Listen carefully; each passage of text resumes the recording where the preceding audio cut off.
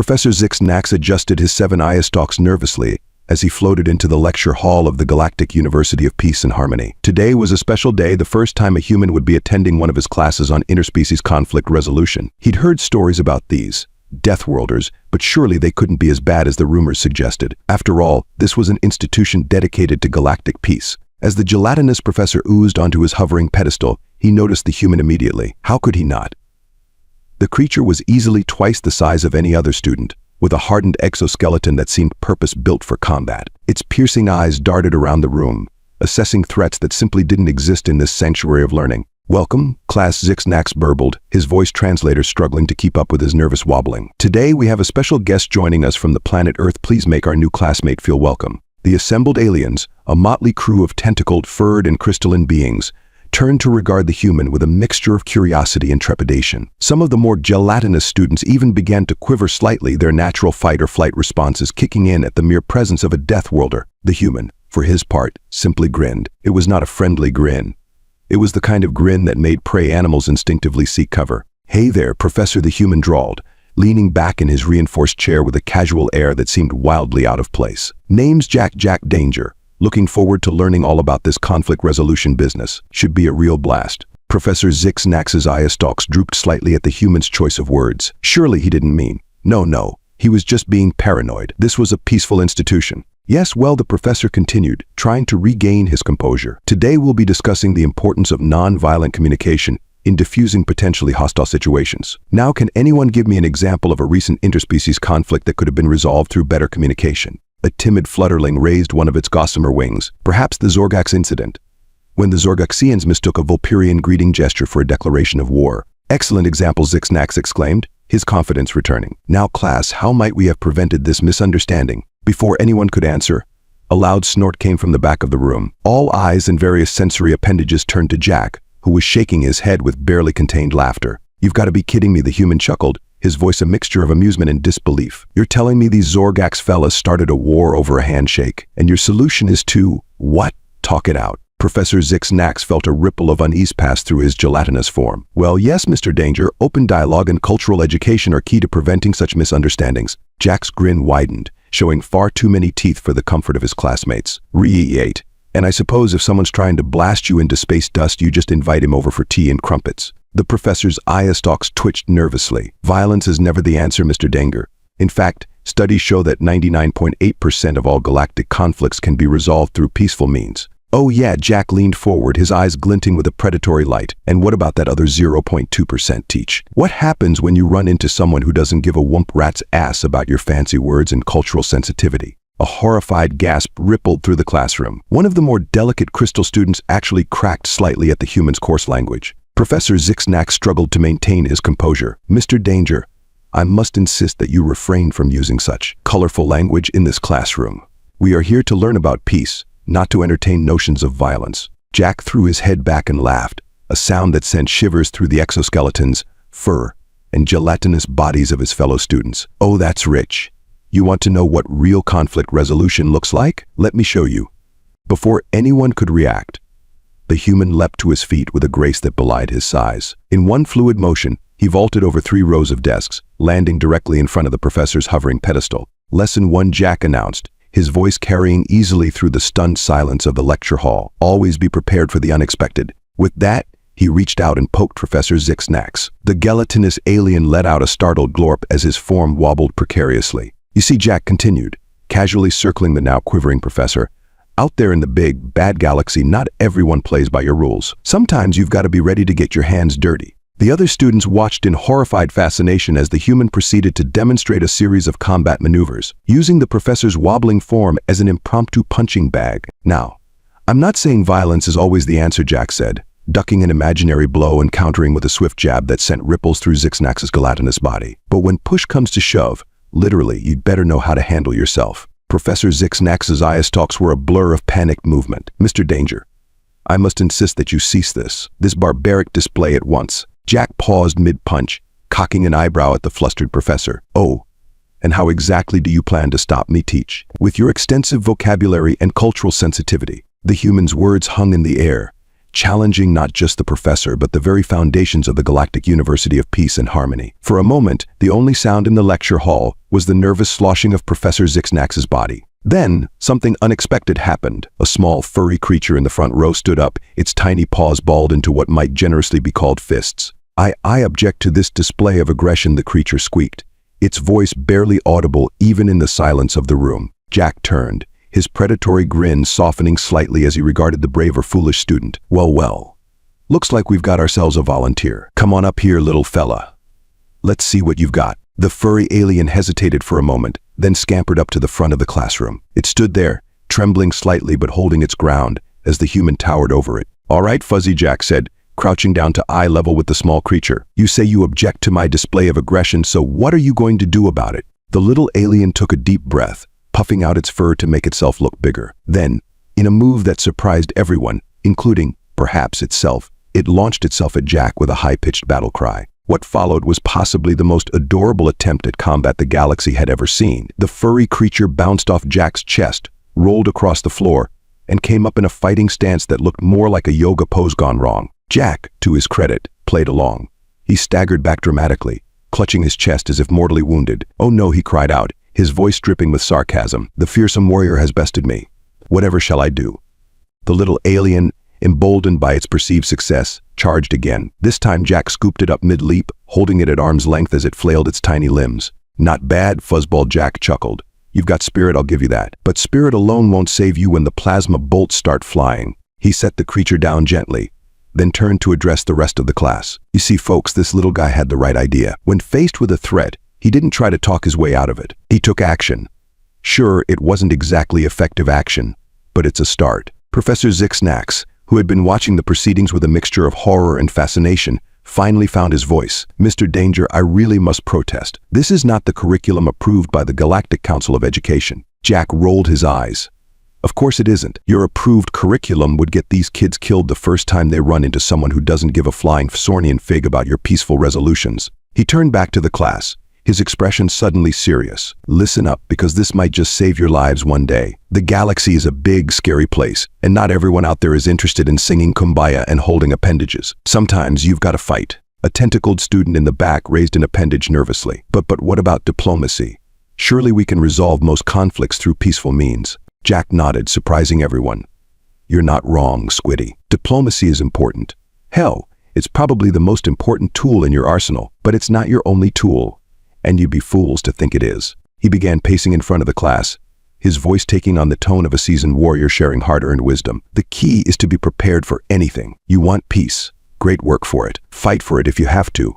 But never, ever assume that everyone else wants the same thing." The students listened, enraptured despite themselves. Even Professor Zixnax found himself hanging on the human's every word, his earlier outrage fading into a grudging curiosity. Now Jack continued, cracking his knuckles in a way that made several students flinch. "Who wants to learn how to throw a proper punch?" What followed was quite possibly the strangest lecture in the history of the Galactic University of Peace and Harmony. Jack, with a mixture of sarcasm, humor, and surprisingly effective teaching methods, proceeded to give the alien students a crash course in basic self-defense. The furry creature who had first stood up to Jack turned out to be a natural, its small size and quick reflexes making it a formidable opponent in mock battles. The tentacled student discovered that its multiple limbs gave it a unique advantage in grappling techniques. Even the crystalline beings, once they got over their fear of shattering, found that their hard edges made for excellent defensive postures. Throughout it all, Jack peppered his instructions with real-world examples and biting commentary on the state of galactic politics. "You see, kids," he said, demonstrating a particularly complex evasive maneuver, "the problem with your peaceful approach is that it assumes everyone's playing by the same rules. But let me tell you, there are plenty of nasties out there who see your non-violence as weakness. And in their book, Weakness is an Invitation to Conquest." He helped a gelatinous student reform after a particularly enthusiastic attempt at a roundhouse kick. Take the Kazuruk Empire, for example. Bunch of warmongering lizards with more teeth than brain cells. You think they're going to sit down for a nice chat when they've got their sights set on your home world? Not bloody likely. Professor Zixnax, who had been watching the proceedings with a mixture of horror and fascination, finally found the courage to interject. "But Mr. Danger, surely you're exaggerating the threat. The Galactic Council has peacekeeping forces." Jack let out a bark of laughter that made several students jump. "Peacekeeping forces? You mean those underfunded, under-equipped, glorified hall monitors? Fat lot of good they did when the VexCorps Horde decided to use the Pleiades cluster for target practice. A ripple of unease passed through the class. The Vex Core incident was still fresh in many minds. A brutal conflict that had left several peaceful worlds in ruins before the Galactic Council had even managed to convene an emergency session. But that was an isolated incident, Professor Zixnax protested, his eye stalks quivering with emotion. The statistics clearly show that peaceful resolution is effective in the vast majority of cases. Jack fixed the professor with a hard stare. You're right, Teach. It is effective, right up until the moment it isn't. And when that moment comes, you'd better hope you've got something more than pretty words and good intentions to fall back on. He turned back to the class, his voice taking on a more serious tone. Look, I'm not saying you should all go out and become warmongering psychopaths. The galaxy's got enough of those already. But there's a middle ground between rolling over and showing your belly and shooting first, and asking questions never. The human began pacing again, his movements reminding several students of the predators from their home worlds. It's called being prepared. It's about knowing how to defend yourself and your loved ones when the need arises. It's about understanding that sometimes the best way to preserve peace is to be ready for war. A small, timid voice piped up from the back of the room. It was the crystal student who had cracked earlier. But isn't that just paranoia? Living in constant fear. Jack's expression softened slightly. It's not about fear, Sparkles. It's about respect. Respect for the reality of the galaxy we live in, and respect for yourself. Because let me tell you, there's nothing scarier than someone who's prepared for anything. He clapped his hands together, the sound echoing through the lecture hall like a thunderclap. Now, who wants to learn how to disarm a plasma pistol? What followed was a whirlwind tour through the basics of personal combat, improvised weaponry, and tactical thinking. Jack, it turned out, was a surprisingly effective teacher when he wasn't actively trying to terrify his students. He had a knack for breaking down complex maneuvers into simple steps, and his colorful commentary kept even the most pacifistic students engaged. Remember, kids, he said, demonstrating a particularly nasty-looking joint lock on a very nervous Professor Zixnax, the goal here isn't to go looking for a fight. It's to be ready when the fight comes looking for you. As the impromptu lesson went on, something unexpected began to happen. The students, many of whom had never so much as raised their voices in anger before, started to show a genuine interest in what Jack was teaching. The furry creature who had first stood up to him was now leading a group practice on evasive maneuvers. The tentacled student had organized a study circle on the finer points of multi-limbed grappling techniques. Even Professor Zixnax, despite his initial protests, found himself grudgingly impressed by the human's knowledge and teaching ability. I must admit, Mr. Danger, he said during a brief respite from being used as a demonstration dummy, your methods are unorthodox, but I cannot deny their effectiveness. Jack grinned, slapping the gelatinous professor on what might generously be called his back. See, you're getting it, Teach. It's not about choosing violence over peace. It's about having options. As the class neared its end, Jack gathered the students for one final lesson. All right, you lovable bunch of pacifists, he said, his voice carrying easily over the excited chatter. Pop quiz time. What's the most important thing I've taught you today? The answers came thick and fast. How to throw a punch without breaking your hand. The importance of situational awareness. That my crystalline structure makes an excellent natural armor. That even small and furry creatures can be formidable warriors. Jack held up a hand, silencing the enthusiastic responses. All good answers, but not quite what I'm looking for. Anyone else? There was a moment of silence.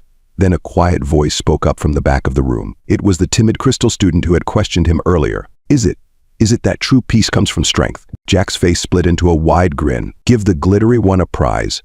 That's exactly it, folks. True peace isn't about being soft and squishy. He paused to give Professor Zixnax an apologetic glance. No offense, Teach. The gelatinous professor merely burbled in response, too exhausted from the day's unexpected exertions to form a coherent rebuttal. True peace, Jack continued, comes from strength. Not just physical strength, mind you, though that certainly doesn't hurt. He flexed dramatically, causing several of the more impressionable students to swoon. It's about mental strength, emotional strength, and the strength of character to stand up for what's right, even when it's not easy. He began pacing again, his voice taking on a more serious tone. The galaxy's a big, scary place, kids. And let me tell you, there are plenty of nasties out there who see your nonviolence as an all-you-can-conquer buffet. But when you're strong, when you're prepared, suddenly those bullies don't look so tough anymore. The furry creature who had first stood up to Jack raised a tiny paw. But Mr. Danger, doesn't that just perpetuate a cycle of violence? If everyone's preparing for war, doesn't that make war more likely? Jack nodded approvingly.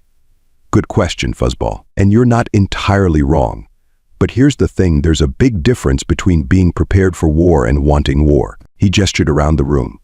Look at yourselves. A few hours ago, most of you wouldn't have known which end of a plasma pistol to point at the bad guy. Now, you're still not exactly the Terran Marines, but you've got a fighting chance. And more importantly, you've got the confidence that comes with knowing you can defend yourselves if you need to. The crystalline student who had cracked earlier raised a faceted appendage. I think I understand.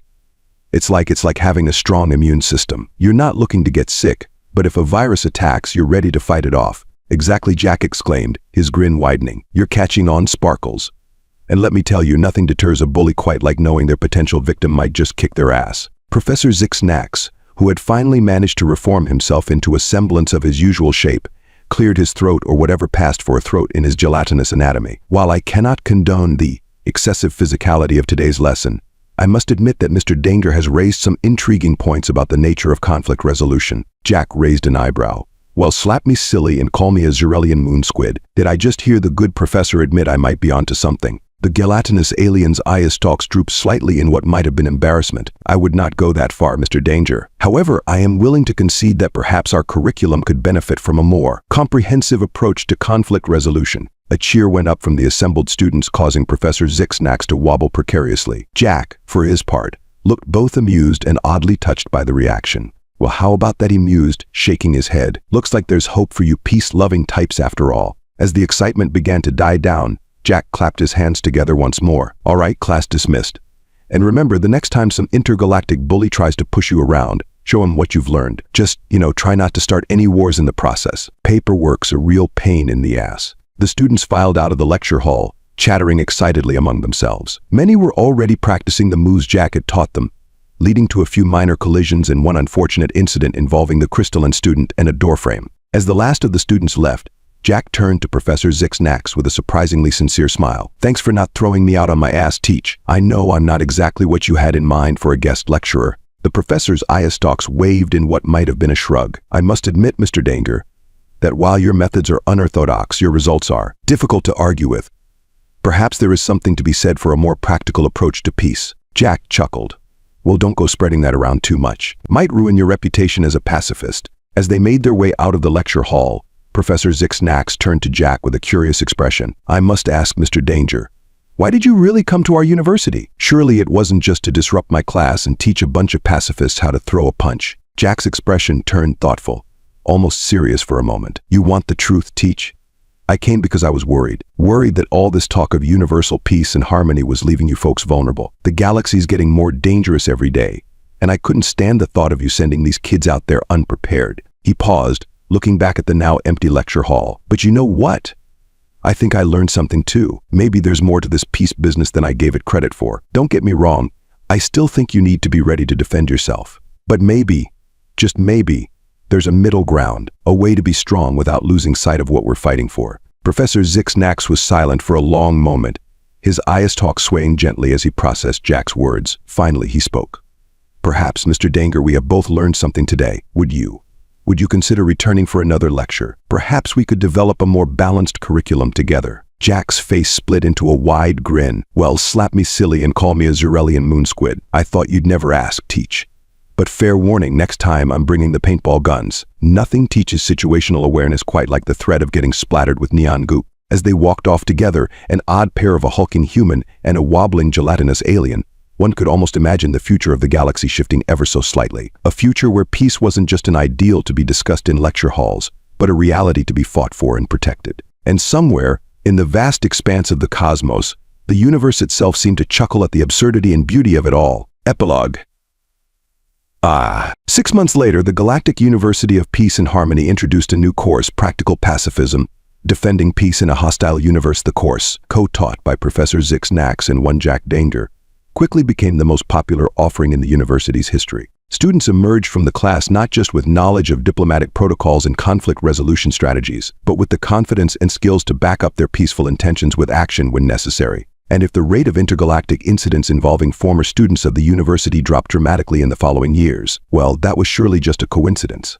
As for Jack Danger, he found himself spending more and more time at the university, much to his own surprise. There was something oddly satisfying about teaching these idealistic aliens how to protect themselves and their beliefs. Of course, he never quite lost his edge. Students quickly learned to be wary of surprise combat drills that could happen at any time in any place. The incident in the cafeteria involving 3 rubber chickens, a vat of purple jello, and what Jack swore was a non-lethal plasma grenade became the stuff of campus legend. But beneath the sarcasm, the drills, and the occasional explosion, there was a genuine respect growing. The pacifists began to understand the importance of strength, and the Deathworlder began to appreciate the power of peace. And so, in a small corner of a vast and often hostile galaxy, an unlikely alliance was forged, one that just might change the course of intergalactic history, or at the very least, make the next Galactic Council meeting a whole lot more interesting.